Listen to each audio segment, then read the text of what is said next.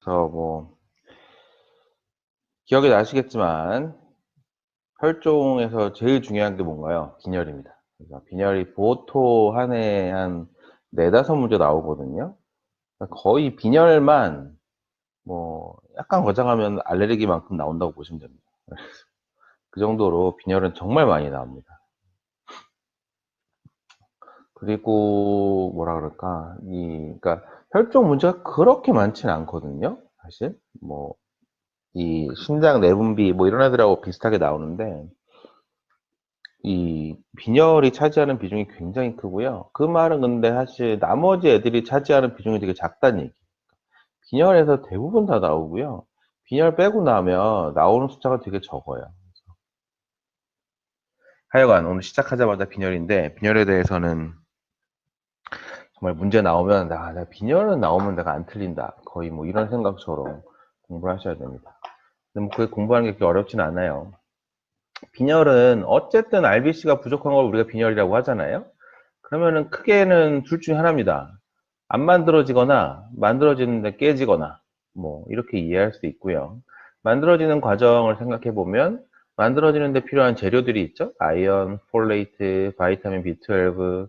그래서 이런 것들이 부족하면 뭐 아이언 디피션시 아네미아, 뭐 바이타민 B12 디피션시 아네미아 이런 것들이 생기게 되겠죠.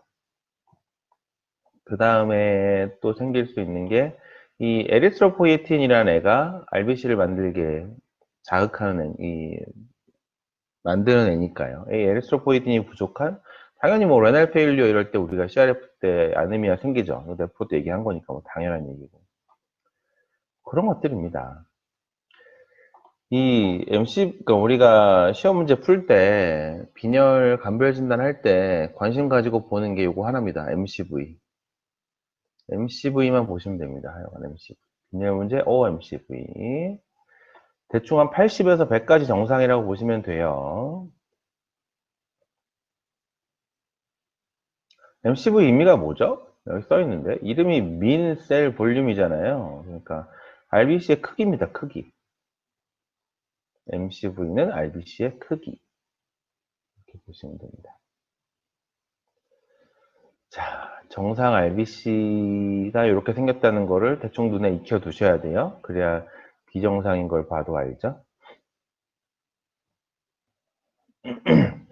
이게 뭐 RBC가 만들어지는 그 과정을 얘기하는 건데요. 여기서 제가 얘기하려고 하는 건 레티큘로사이트 하나입니다. 그래서 뭐 프로에스테로블라스트부터 시작해서 쫙 만들어지는데 에리스로사이트까지 페리페랄 블러드에서 관찰되는 거는 레티큘로사이트부터 페리페랄 블러드에서 관찰이 됩니다. 바꿔 말하면 본메로우 안에서는 이 핵이 있는 블라스트들이 있지만 페리페랄 블러드에서는 얘네들은 안 보이고요. 레티큘로사이트부터 보입니다. 레티큘로사이트 의미는 뭐라 그랬죠? 지금 막 만들어진 RBC 뭐 이런 의미라고 했죠. 이거 보시면 뭐 나오겠지만 레티큘로사이트는 다른 일반 RBC에 비하면 약간 크기가 커요. 기억해 두시고요. 그러니까 레티큘로사이트를 우리가 보면 뭘 알 수 있어요? 지금 RBC가 잘 만들어지고 있나? 안 만들어지고 있나? 이런 것들을 알 수 있죠. 철과 관련된 얘기들이고요. 철의 운반 단백질을 우리가 트랜스페린이라고 해요. 트랜스페린. 트랜스페린을 직접 재기보단 여러분 시험 문제에는 TIBC라고 나와요. Total Ion Binding Capacity. 아침에 일어난 지 얼마 안 돼서 계속 말이 꼬입니다. TIBC, Total Ion Binding Capacity가 트랜스페린을 의미한다고 보시면 되고요. 그 다음에 쓰고 남은 철을 저장하는 게 페리틴, 헤모시테린 뭐 이런 것들입니다. 특히 페리틴. 자, 그래서 이제 빈혈에서 우리가 아까도 이 레티큘로사이트라는 게 중요하다 그랬잖아요. 얼마나 잘 만들어지냐, 안 만들어지냐라는 거예요. 그 의미로 생각을 하면 빈혈 환자가 왔어. 근데 레티큘로사이트가 많아. 그럼 뭐라고 생각할 수 있어요? 아, 얘는 만들어지는 건 잘 만들어지는데 뭔가 이렇게 소실되고 깨지고 하나 보다 라고 생각을 할 수 있고요. 지금 빈혈이면은 당연히 레티큘로사이트가 많아져야 되거든요. 이게 당연한 거예요. RBC가 부족하니까 막 만들어야지. 빈혈인데도 불구하고 레티큘로사이트가 부족하다고 하면 우리는 아, 얘는 진짜 안 만들어지는 애구나. 이렇게 생각을 할 수 있습니다. 그래서 근데 이거를 그냥 레티큘로사이트 그냥 숫자만 보면 알기가 좀 어려워요. 이게 왜 그러냐면 방금 말한 것처럼 이게 정상이면 RBC를 잘 안 만들어도 되고 빈혈이면 더 많이 만들어야 되고 이렇거든요. 그래서 이게 이 레티큘로사이트가 높다, 낮다라는 거를 알려면 잘 만들어지고 있다, 아니다를 판단하려면 우리가 RPI라는 걸 구해야 되거든요. 레티큘로사이트 프로덕션 인덱스라는 걸 구해야 되는데 결론부터 얘기하면 이거를 구할 필요가 없습니다. 구하는 게 큰 의미도 없고요. 그래서 뭐 구하는 과정은 이래요. 그 환자의 헤모글로빈, 레티큘로사이트 카운트, 그러니까 우리가 RPI를 구하는 거니까, 레티큘로사이트 구하는 거니까요. 이 레티큘로사이트 카운트가 9%다. 그럼 이 9%를 곱하기 10 정상치, 15분의 그 환자의 헤모글로빈, 뭐 이런 식으로 곱합니다. 45분의 헤마토크리, 똑같은 거예요. 그래서 9 곱하기 15분의 7.5는 4.5. 이게 corrected reticulocyte count라는 게 되는 거고요. 이 corrected reti를 구한 다음에 maturation index라는 걸로 나눠주거든요. 근데 이 환자가 7.5, 헤마토크리스 23이었으니까 maturation index를 보면 대강 2.0 정도 됩니다. 그걸 또 2로 나눠줘요. 2.25가 돼요. 그래서 좀 부족하네, 뭐 이런 거거든요. 그러니까 근데 이제 이걸 왜 제가 구하지 말라고 했냐면, 이거를 구해서 우리가 기준이 이게, 외우실 필요 없어요, 공식. 이걸 보시면 되는데, 우리가 빈혈에서 제일 먼저 보는 게 레티큘로사이트 카운트인 건 맞아요. 아까도 말한 것처럼, 잘 만들어지는데 깨지는 애들이냐, 없어지는 애들이냐, 잘 안 만들어지는 애들이냐를 먼저 나눠요. 근데 이때 이제 이 RPI 기준이 2.5인데, 그럼 시험 문제 나와서 이 RPI를 구해서 2.5를 기준으로 이렇게 문제를 풀면 항상 맞게 나오나요? 그렇지도 않아요. 그러니까 제가 보면은 이거 시험 문제 만드는 사람도 RPI를 안 구하는 것 같아요. 그냥 대강 쓰지. 그래서 이거를 크게 신경 쓰지 마세요. 참고일 뿐이에요, 그냥. 굳이 계산할 필요도 없어요. 또 하나가 제가 얘기하는 게 뭐냐면, 자, 일단은 CML도 CBC만 봐도 알 수가 있어요. 왜냐면 이 골수세포, 모세포라는 거를 주거든요. 시험 문제에서. 그래서 리케미아구나 라는 거를 쉽게 알 수가 있습니다. 다만 어큐트 리케미아 같은 경우는 이 모세포 종류가 한 가지예요. 그 암세포 하나가 막 증식하는 거기 때문에 그 모세포 종류가 하나기 때문에 그냥 골수 모세포가 몇 %였다 이렇게만 써주는데 CML의 경우에는 달라요. 이게 CML이라고 하는 게 블라스트들이 분화를 하거든요. 이 어큐트 류케미아랑 CML의 차이는 뭐냐면 어큐트 류케미아는 이 암세포인 블라스트들이 막 증식을 해요. 그게 혈액으로 넘쳐 나오고 얘네들이 분화를 하나요? 아니요. 얘네들은 그냥 암세포예요. 죽을 때까지 그냥 이 상태로. 근데 CML이라고 하는 거는 블라스트가 이게 병적으로 막 증식하는 게 맞는데 얘네들이 또 분화를 해요. 그러다 보니까 분화 과정에 있는 세포들이 여러 개가 다 보이거든요. 그래서 CML 같은 경우는 시험 문제 딱 보면 늑 골수세포, 골수세포, 풋 골수세포 이런 말들이 나와요. 여러 종류의 골수세포들이 보인다. 아마 사진도 아까 기억나실 거예요. 그래서 그런 걸 보면 이거 CML이구나 라고 알 수가 있고요. CML에서는 뭐 아주 중요한 건 아니지만 혈소판이 감소하지 않아요, 거의. 아까 AML 때는 굉장히 혈소판이 많이 감소하거든요. CML에서는 오히려 약간 같이 증가합니다. 하여튼 CML인 거 모르기 쉽지 않아요, 또 이것도. 시험 문제 볼까요? 60세 남자가 왼쪽 윗배가 불편해서 왔대요. 이거 스플레노메갈리예요. PBS가 다음과 같다. 진단은 근데 PBS 안 봐도 이미 박스 안에 보면 늑 골수세포, 골수세포, 풋 골수세포 나오는 순간 답이 그냥 5번입니다. 아무 고민 없이. 사진은 그냥 다양한 모세포를 얘기하는 거고. 똑같습니다. 늑 골수세포, 골수세포, 풋 골수세포 혈소판 증가했어요. 자, 치료는 이마티닙.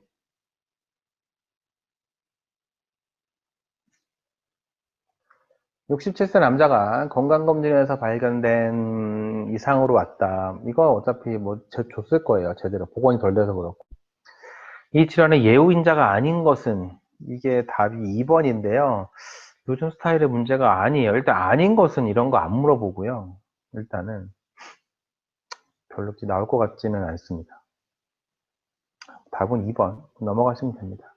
오히려 이런 건 나올 수 있어요. CML의 필라델피아 크로모점은 유명하죠. 4번 922 필라델피아 크로모점.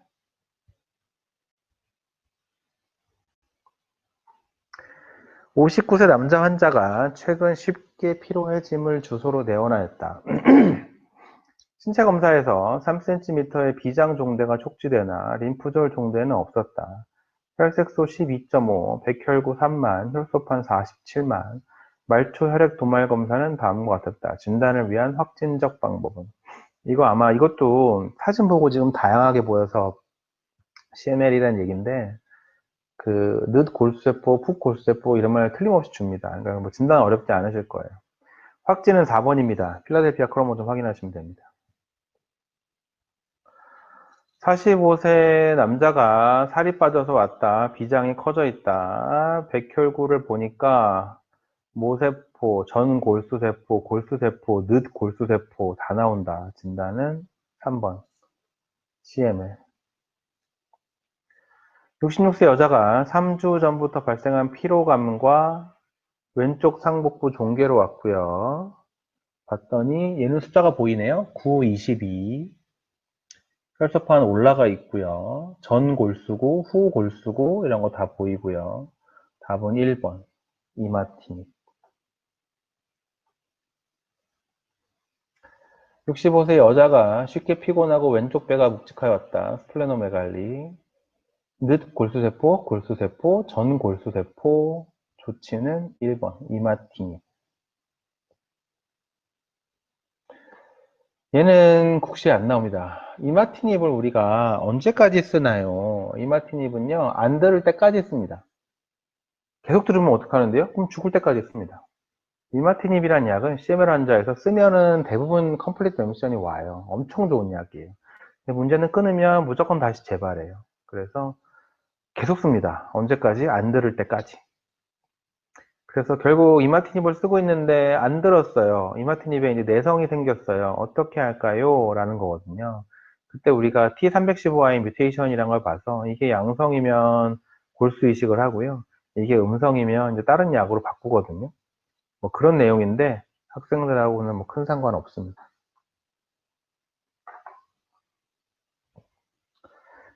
CLL은 진짜 한 번도 나온 적이 없습니다. 여러분 시험에. 그래서 그냥 신경 안 쓰셔도 될 것 같은데요. 지난주에도 한 명 환자가 왔었는데 저한테 루키미아라고 들었대요. 그러면서 막 뭔가 빨리 검사하고 막 치료해야 된다고 듣고 왔어요. 그래가지고 결과를 봤더니 CLL이더라고요. 그래가지고 환자한테 제가 한 말은 그냥 걱정 마시고 집에 가세요. 6개월 있다 오세요. 이러고 보냈어요. CLL은 경과가 굉장히 느린 병이에요. 진행이. 일단 CLL이 어떤 애인가요? 라고 하면 얘는 그냥 막연한 느낌으로 어떻게 이해하시면 되냐면 류케미아랑 림포마의 중간이네라고 보시면 돼요. 림포마는 말 그대로 림프절이나 림프 조직들이 막 커지는 솔리드 튜머거든요. 류케미아는 혈액 안에 혈액세포들이 막 증식하는 병이고 이 두 가지 성격을 다 가져요. 그러니까 백혈병처럼 림프구가 병적으로 증가해요. 혈액 안에 림프구가 병적으로 증가하는데 림프절도 커져요. 이게 림포마거든요, 그러면. 림포마에서 근데 혈액에 무슨 문제가 생기진 않아요.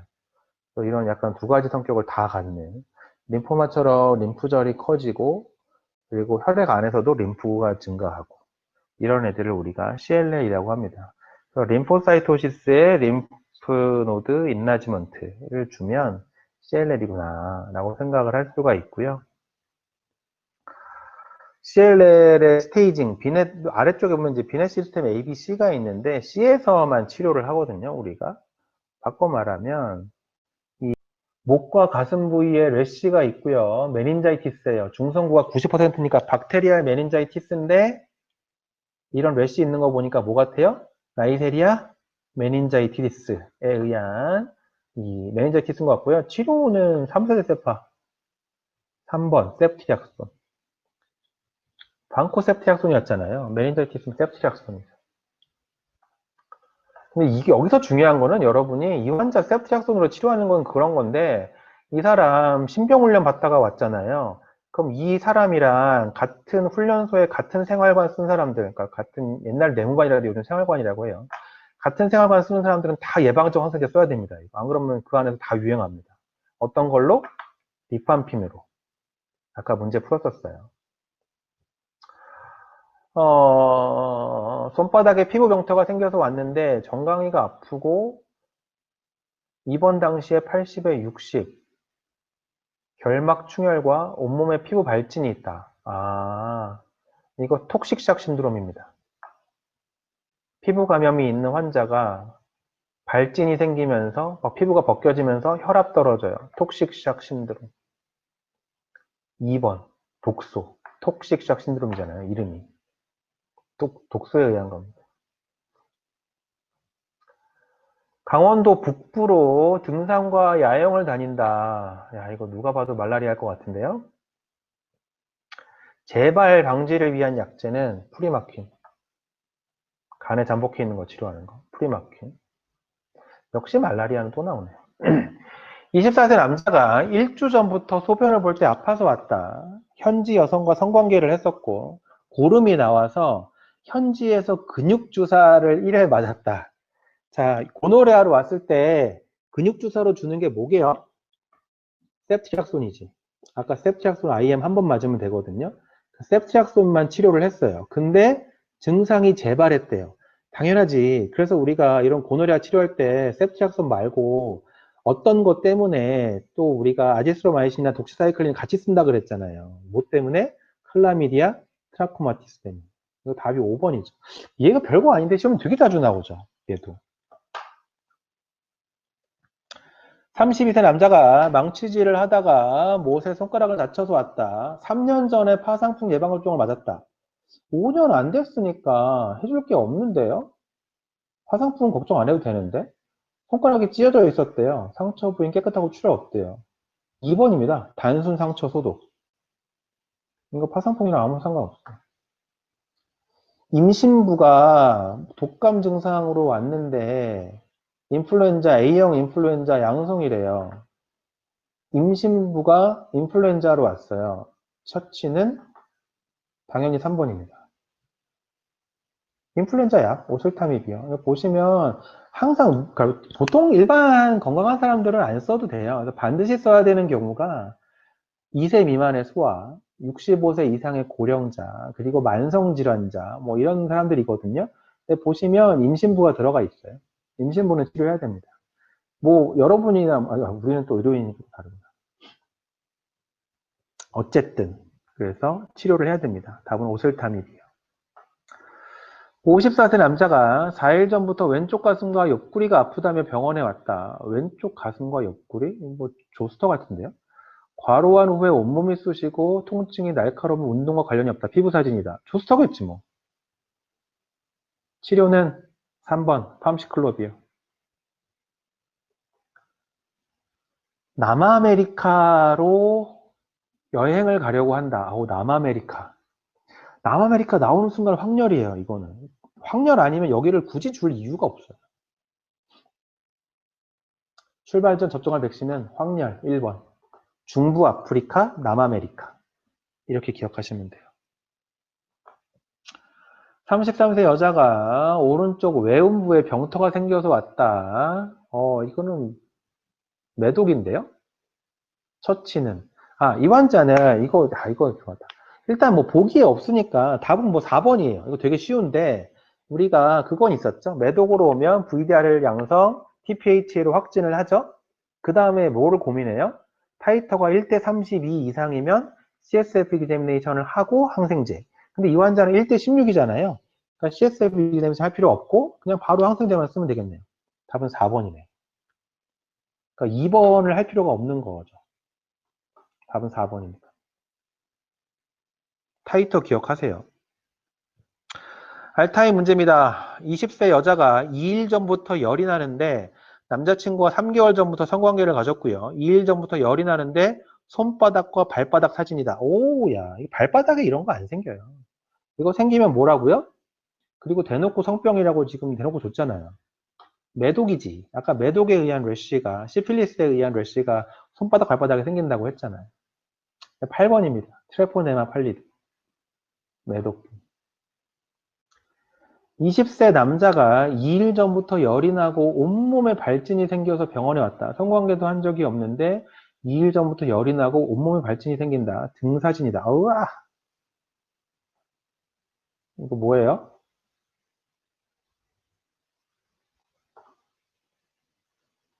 2번. 수도. 앞에 문제 있었잖아요. 수도.